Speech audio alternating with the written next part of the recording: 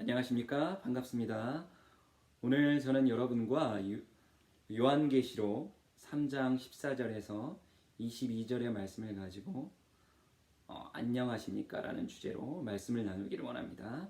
제가 한번 먼저 읽도록 하겠습니다. 라오디게아 교회 사자에게 편지하라. 아멘이시요 충성되고 참된 증인이시요 하나님의 창조의 근본이신 이가 이르시되 내가 내 행위를 아노니 내가 차지도 아니하고 뜨겁지도 아니하도다.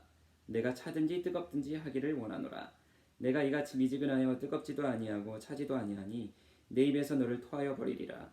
내가 말하기를 나는 부자라 부요하여 부족한 것이 없다 하나 내 곤고한 것과 가련한 것과 가난한 것과 눈먼 것과 벌거벗은 것을 알지 못하는도다.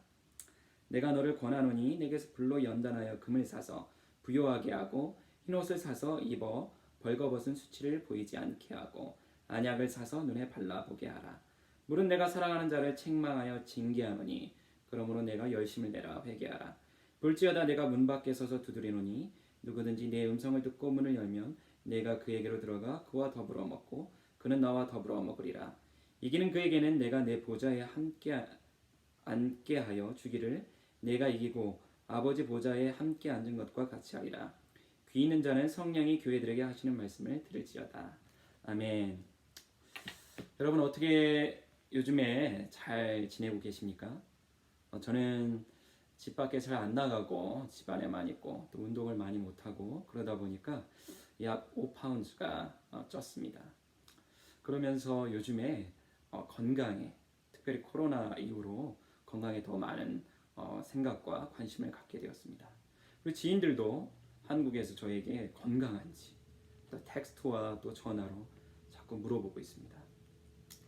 코로나 사태 이후로 그 어느 때보다 건강에 대한 우리의 관심이 많아진 것 같습니다. 저는 한국에 있을 때 약 10년간 의사로 일했습니다. 의사들은 환자가 오면은 크게 두 가지를 생각하게 됩니다. 첫 번째는 도대체 무엇이 문제일까? 그리고 두 번째로는 어떻게 치료를 해야 될까? 이게 바로 진단과 치료인데요. 저는 오늘 말씀을 읽으면서 마치 예수님이 의사가 되셔서 라오디게아 교회에 숨겨진 영적 질병을 진단해 주시고 또 치료해 주시고 나아가서 이 치료를 받게 되면 어떻게 될지에 대해서도 말씀해 주시고 있다고 생각합니다. 그 치료 후의 경과를 또 의학적으로 예후라고 하는데 프로그노시스라고 하는데 그 부분까지도 이 말씀에 잘 나와 있다고 생각합니다. 오늘 이 말씀을 통해서 여러분과 제가 우리 안에는 영적인 질병은 없는지 또 어떻게 하면은 영적인 건강을 유지할 수 있는지에 대해서 이 말씀을 통해 은혜를 누리기를 소망합니다. 먼저 14절의 말씀을 보시겠습니다. 14절의 말씀을 보면은 예수님이 스스로를 소개하고 계십니다. 아멘이시요 충성되고 참된 증인이시오.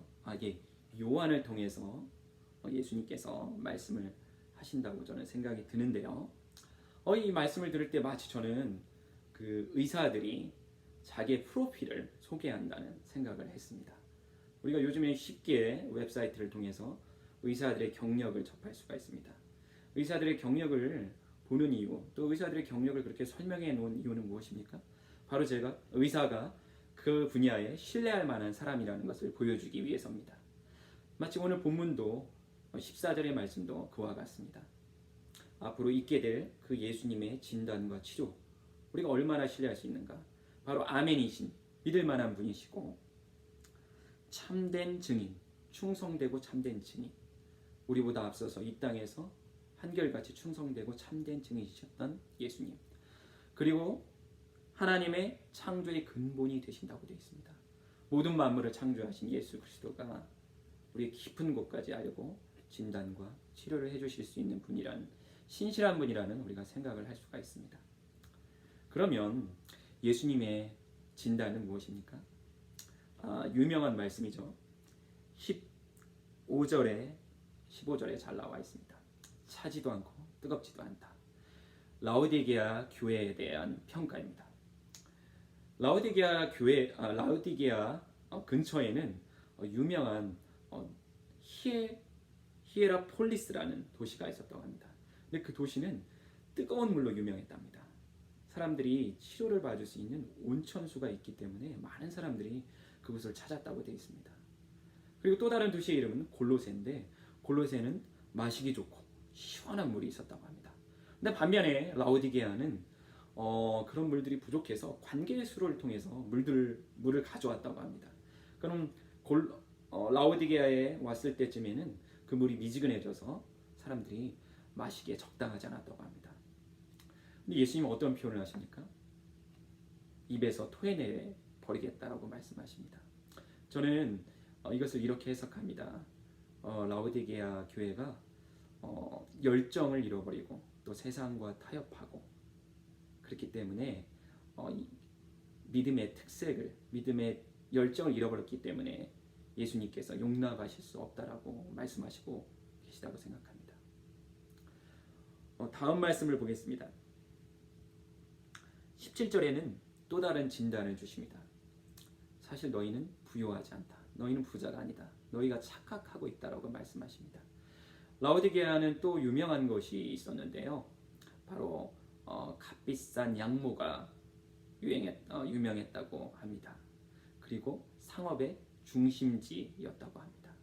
이렇듯 부자로 알려진 곳이 바로 라오디게아였습니다.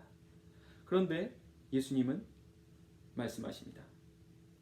그 라오디게아가 부자가 아니라고 말씀하십니다. 이게 무슨 의미입니까? 많은 교인들이 상업을 통해서 부를 누리고 있었는데 사실 영적으로는 가난했다라고 말씀하고 계신 겁니다. 더 적나라한 표현이, 더 강렬한 표현이 세 번역을 통해서 나와 있어서 한번 읽어드리겠습니다. 너는 비참하고 불쌍하고 가난하고 눈이 멀고 벌거벗었다 라고 표현하십니다. 겉으로는 화려했는데 속은 병들어 있다라고 말씀하십니다. 저는 이 두 가지를 보면서 오늘날 저의 모습 또 교회 모습을 생각해 보았습니다. 사실 형통해 보일 수가 있습니다. 재정적으로도 문제가 없고 자녀들도 잘 크고 또 외부의 핍박이 없을 수도 있습니다. 그럴 때 우리는 생각합니다. 하나님께서 나의 모든 것들을 잘 이끌어가 주시는구나. 그래서 나는 참 편안하다. 이렇게 우리가 착각할 수가 있는데 바로 예수님은 그것이 사실 안에서는 문제가 될 수 있다고 말씀하십니다. 2016년도에 제가 미국에 왔는데 그 전에 제가 한국에 있을 때 약 10년간 의사로 일을 하다 보니까 10년의 끝에 될 쯤에는 굉장한 편안함을 느꼈습니다. 왜냐하면 의사의 일도 익숙하고 또 월급도 올라가고 또 자녀들도 잘 크고 이러다 보니까 어느 순간에 저도 모르게 안주한다는 느낌을 받았습니다. 그러면서 내 안에 간절함이 없다라는 것을 깨달았는데 바로 이랬던 상태가 아니었나 생각을 하게 됩니다. 계시록에 이 7교회가 나옵니다. 아시다시피. 그런데 칭찬받는 교회들에게는 다 같이 공통점이 있습니다. 바로 극심한 박해가 있었다는 것입니다. 그런데 이 라오디게아 교회는 그런 언급이 없습니다. 아마도 그런 치열한 영적인 전쟁이 없었던 것으로 생각이 됩니다. 근데 그렇게 되면 어떻게 됩니까? 바로 예수님이 오늘날 본문을 통해서 하신 말씀처럼 겉은 화려해 보일지 모르지만 영적으로는 가난하고 영적으로는 영양실조, 운동 부족에 걸릴 수 있다는 것입니다. 예수님은 말씀하십니다. 라오디게아가 영적으로 건강을 하기 위해서는 다시금 열정과 첫사랑을 그것을 회복해야 된다라고 말씀하고 계십니다. 예수님의 진단은 이랬는데 그러면 예수님의 치료는 어땠는지 한번 살펴보기 원합니다. 바로 18절의 말씀이 잘 나와 있습니다. 세 가지가 나와 있는데요. 첫 번째로는 바로 불로 연단한 금을 사라고 말씀하십니다. 저는 여기서 금이 바로 우리의 믿음과 신앙이라고 생각합니다. 불로 연단한 금. 우리가 불로 금을 연단을 하면 불순물이 제거됩니다. 이렇듯 우리의 믿음에도 불순물이 제거가 되어야 합니다. 어떻게 제거가 될 수 있을까요? 저는 그것이 바로 고난이라고 생각합니다. 고난이 우리에게 주는 유익이 있습니다. 마치 순수한 금이 되듯이 우리의 신앙과 믿음이 더 견고해지고 순수해진다는 것입니다. 그럼 어떻게 우리가 고난을 받을 수 있을까요? 일부러 우리가 막 고난을 찾아가야 될까요? 저는 여러분에게 한 가지 제안을 하고 싶습니다. 바로 영혼을 돌보라고 말씀드리고 싶습니다. 예수님은 사복음서를 통해서 마지막으로 이런 명령들을 주셨습니다. 증인이 되라, 복음을 전파하라, 제자를 만들고 가르치라고 말씀하셨습니다. 저는 이것이 바로 영혼을 돌보는 일이라고 생각합니다. 이렇게 영혼을 돌보면 영적으로 전쟁이 있을 수밖에 없습니다. 치열한 영적인 삶을, 전투를, 또 영적인 운동을 할 수밖에 없습니다. 한 영혼을 하나님 앞에 인도하기 위해서 우리는 싸워야 하기 때문입니다. 특별히 코비드-19 이후로 많은 사람들이 모이기 어려워졌습니다. 저는 그런 소그룹 운동을 좋은 대안으로 생각을 하고 있습니다. 소그룹을 통해서 우리가 말씀을 나눌 수 있고 복음을 나눌 수 있고 또 증인된 삶을 또 살 수 있고 또 나아가서 영혼을 양육하고 제자화하고 가르칠 수가 있습니다. 여러분에게 이런 은혜가 있어서 치열한 영적 전투, 영적인 운동이 우리에게 있기를 소망합니다.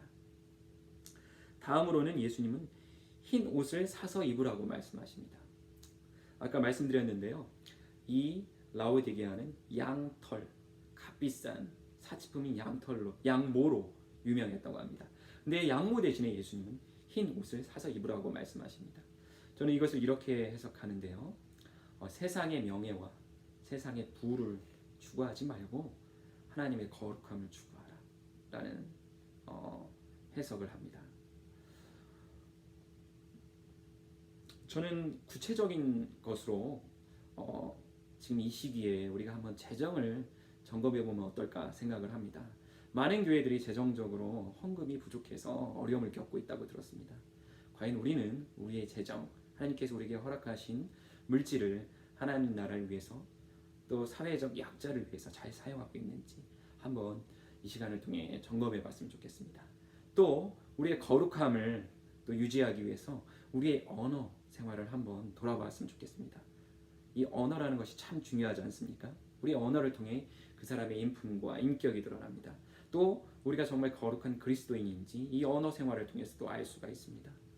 우리가 과연 사람을 살리는 말을 많이 하는지 아니면 사람을 낙담시키고 또 실망시키고 힘들게 만드는지 우리의 언어 습관도 한번 돌아보면 좋을 것 같습니다. 그리고 세 번째로 예수님은 안약을 사라고 말씀하십니다. 이 라오디게아의 또 유명한 것이 메디칼 스쿨이라고 합니다. 또 안과가 유명했다고 합니다. 또 그리고 그 시대에 안약이 보편적으로 잘 사용이 되었다고 합니다. 예수님 말씀하십니다. 이 안약을 통해서 어두워진 영적인 시력을 회복하라고 말씀하고 계십니다. 저는 이렇게 해석하는데요.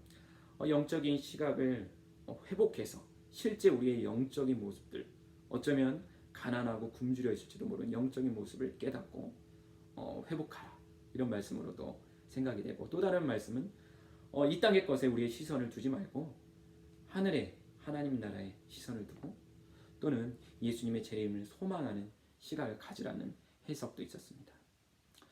저는 이 안약을 묵상하면서 쉽지 않았습니다. 어떤 것이 우리에게 영적으로 어두웠을 때 안약이 될 수 있을까? 제가 내린 결론은 정말 우리가 영적으로 어두워서 우리가 말씀을 볼 때도 깨닫지 못하고 기도에도 응답이 되지 않을 때 정말 이럴 때는 어떻게 해야 될까? 저는 좋은 동역자 또는 멘토가 우리에게 있어야 된다고 생각을 합니다. 정말 우리가 우리의 힘으로는 그 어두움을 해결할 수가 없을 때 마치 이 라오디게아 교회의 요한처럼, 편지를 보내는 요한처럼, 또 다윗에게 나단 선지자가 정말 다윗은 스스로 깨달을 수가 없었던 그 때에 나단 선지자가 깊은 조언을 해줌으로써 회복의 길을 제안했던 나단 선지자와 같은 멘토와 동역자가 여러분과 저에게 있어야 된다고 생각합니다. 그리고 또 우리가 그런 사람이 되어서 누군가와 동역자와 멘토, 멘티의 관계가 되면 좋겠다는 생각을 했습니다. 자, 그렇다면은 예수님이 이런 진단을 해주셨고 이런 치료책을 주셨는데 이런 것들을 받아들이게 되면 우리가 어떻게 될까요? 바로 그 말씀이 20절과 21절에 잘 나와 있습니다. 20절에 보면은 내가 문을 두드린다라는 표현이 있습니다. 이 표현이 재밌는 게 바로 앞에 필라델피아 교회가 나와 있습니다. 이 필라델피아 교회는 칭찬만 받았던 교회입니다. 그런데 필라델피아 교회가 문이 활짝 열려 있고 닫을 사람이 없다라는 표현이 있습니다. 그런데 이 라오디게아 교회는 문이 닫혀져 있고 예수님이 안에 있는 것이 아니라 밖에서 문을 두드린다고 되어 있습니다. 저는 이 두드린다는 뜻이 상징적인데 바로 앞에서 나온 이 진단과 치료를 받아들이라는 예수님의 촉구라고 생각을 합니다. 19절에 보면은 열심을 내라 회개하라라는 말씀이 있는데 바로 저는 이 열심을 내라 회개하라가 바로 우리가 이 두드림을 받아들이는 또 라오디게아 교회가 이 두드림을 받아들이는 행동이 될 수 있다고 생각을 합니다. 근데 그 두드림을 받아들이고 문을 열면 어떻게 됩니까? 예수님이 들어오셔서 더불어 먹고 마실 거라고 되어 있습니다. 당시에 헬라인들은 아침과 점심은 간단히 먹었다고 합니다. 그리고 저녁을 집에 와서 가족과 깊은 교제를 나누면서 또는 가까운 사람들과 깊은 교제를 나누면서 식사를 했다고 합니다. 아마 라오디게아 교인들이 이 편지를 들었을 때 또 보았을 때 아마 저녁 식사를 떠올렸을 것입니다. 즉 예수님 말한 진단과 처방을 받아들이고 행동을 바꿀 때 바로 예수님은 우리와 깊은 사귐을 가질 거라고 말씀하십니다. 나아가서 21절에 더 큰 약속이 있습니다. 예수님이 이 땅에서 순종하심으로 승리를 거두시고 하늘나라로 가셨을 때 하나님께서는 예수님을 우편 보좌에 앉으셨습니다. 근데 동일한 약속이 우리에게 있습니다. 비록 우리가 라오디게아 교인들처럼 영적으로 헐벗고 굶주렸을지라도 예수님이 두드리시는 그 소리를 듣고 문을 열면 예수님이 들어오셔서 먹고 마시고 나아가서 궁극적으로 우리가 승리해서 결국 하나님 나라의 귀한 대접을 받게 될 것입니다. 말씀을 마치도록 하겠습니다. 말씀을 맺도록 하겠습니다. 영적인 건강을 잃지 않기 위해서는 어떻게 해야 합니까? 제가 말씀드린 대로 주님과 함께 고난을 받아야 됩니다. 그리고 세상과 타협하지 않는 거룩함이 있어야 됩니다. 안약을 사야 되는데 저는 좋은 영적인 동역자, 멘토가 있어야 된다고 말씀을 드렸습니다. 그리고 이런 인생을 살 때 예수님께서는 깊은 사귐을 가져주실 것이고 나아가서 하늘의 상급이 우리를 기다리고 있을 것입니다. 아까 말씀드린 대로 이 어려운 시절에 여러분 모두 육체적으로도 건강하시기를 바랍니다. 나아가서 오늘 제가 나눈 말씀처럼 여러분이 영적으로 더욱더 건강하고 튼튼해지셔서 이 어려운 시기를 잘 이겨내시기를 소망합니다. 말씀을 마치겠습니다. 감사합니다.